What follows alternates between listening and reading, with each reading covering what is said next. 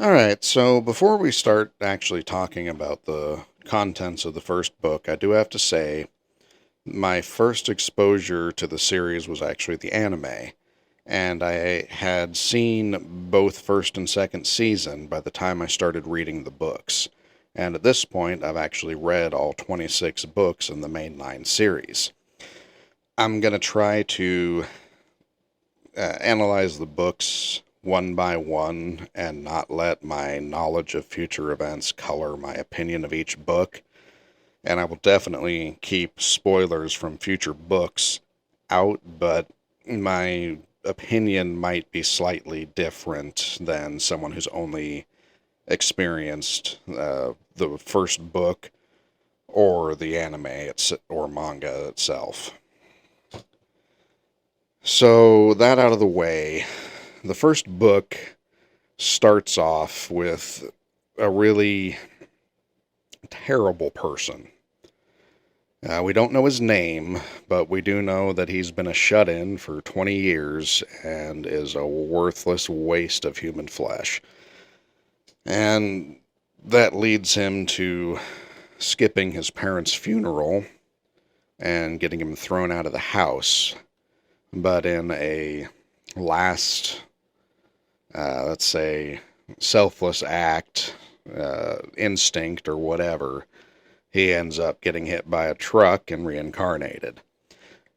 All right, we're not supposed to like him.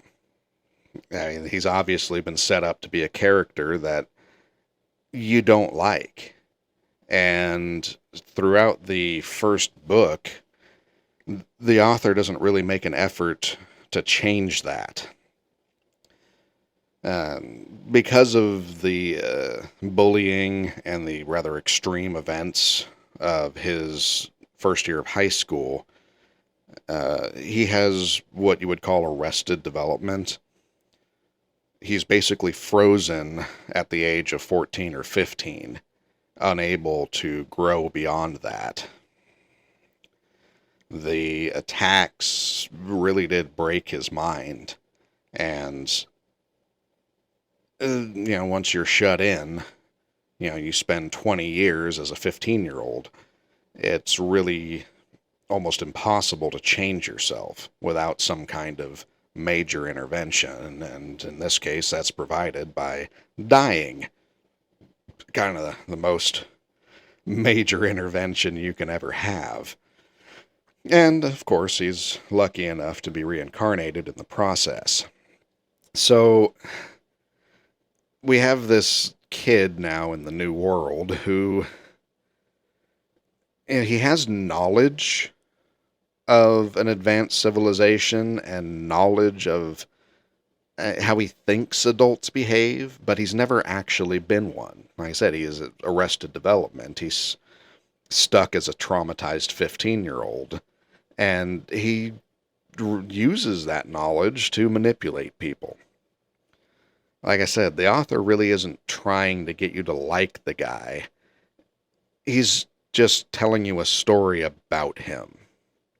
And in the process, he's also telling stories, and I think rather exquisitely doing character detail on everyone around him, and going into how those people see, now Rudius, what he does.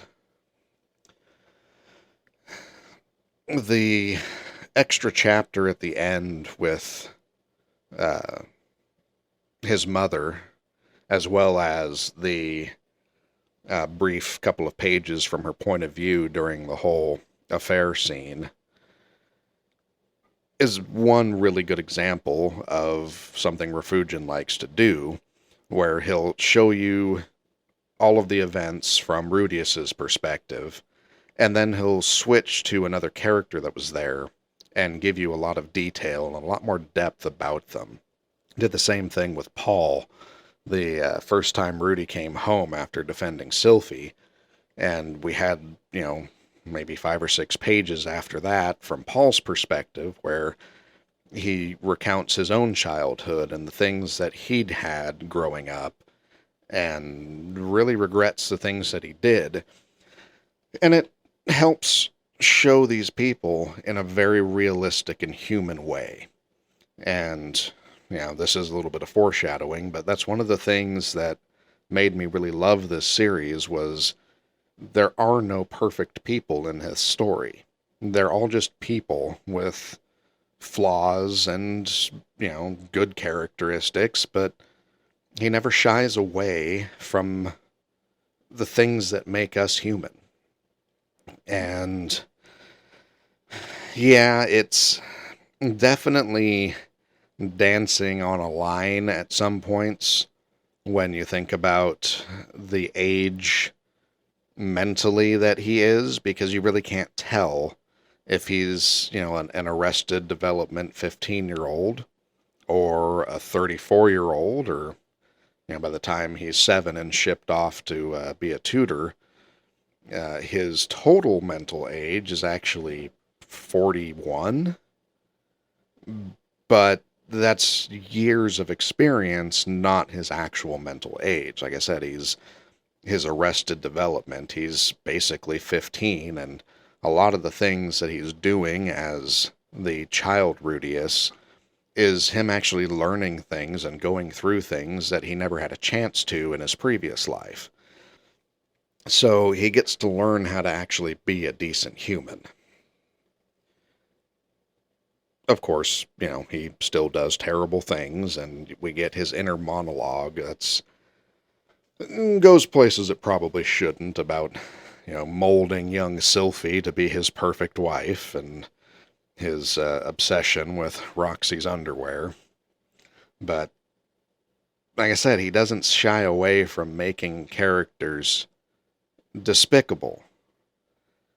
He just shows characters and really does dive deep into how people act, how they respond in situations, and over time, they change. I mean, even in the first book, he went from being the incredibly creepy, as Lilia said, little infant that gave her the lewd smile and would motorboat her, to a young kid that was, dedicated to studying and didn't have that creepiness to him anymore. And, you get to hear his inner thoughts, which, of course, aren't always good. But I also think that that's a good thing, because, you see his actions and his thoughts don't always align. And I think that's a very accurate representation of how people actually behave. People like to pretend that they never have evil thoughts or dirty thoughts or things like that. And, we all know that's bullshit. But, they like to pretend that isn't the case. So, yeah, we do get to see his inner nastiness. But, we also get to see him actively trying to not do the things that he's thinking about. And, like any addict or, anybody with a arrested development or lack of knowledge and maturity, sometimes you give in to those thoughts, and, what you're thinking comes out. But, we'll just have to wait and see how he develops through the story, and, what goes on from there. Um, but on the whole, the first book, it's a good setup to tell you, a lot about the world.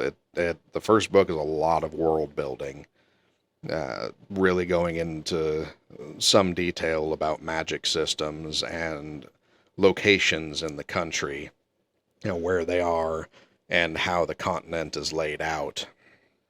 There's a lot of names dropped, and, probably they'll come back later. So, it's a good introduction as a book on its own, other than being a good introduction and laying the groundwork.